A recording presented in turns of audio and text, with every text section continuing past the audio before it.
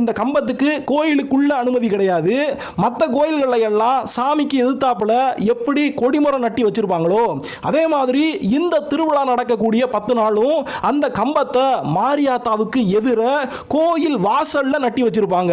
தெக்க பூரா மாரியங்கோயில்ல பொங்கச்சாட்டி கொடியேற்றிட்டாங்கன்னா தினமும் காலையில் கொடிமரத்துக்கு மஞ்சள் தண்ணி மஞ்சப்பால் ஊற்றக்கூடிய ஒரு வழக்கம் இருக்கு. அதே மாதிரியே இந்த கொங்கு வட்டாரம் பூராமே மஞ்சள் தண்ணியை வாங்கிக்கிறது இந்த கம்ப கணவர் தான். திருவிழா முடிகிற வரைக்கும் தினமும் காலையிலையும் சாயங்காலமும் மாரியாத்தாளுக்கு எப்படி பூஜை நடக்குதோ அதே மாதிரியே இவருக்கும் நடக்கும். இதை தாண்டி இன்னும் இந்த கம்பத்தை சுத்தி ஏகப்பட்ட விஷயங்கள் ஏகப்பட்ட சடங்குகள் நடக்கும். ஒட்டுமொத்தமா எல்லாம் முடிஞ்சதுக்கு அப்புறமா இந்த திருவிழாவுடைய கடைசியில இந்த கம்பத்தை புடுங்கிட்டு போய் பூஜை பண்ணி ஆத்துலையோ இல்ல குளத்திலையோ இறக்கி விட்டுருவாங்க. அந்த ஒரு நாள் மட்டும் அம்மனுக்கு வெள்ளச்சேலையை சுத்தி விட்டுருவாங்க. அந்த அம்மாவுக்கு திண்ணீரை பூசி விட்டுருவாங்க. சோ திருவிழா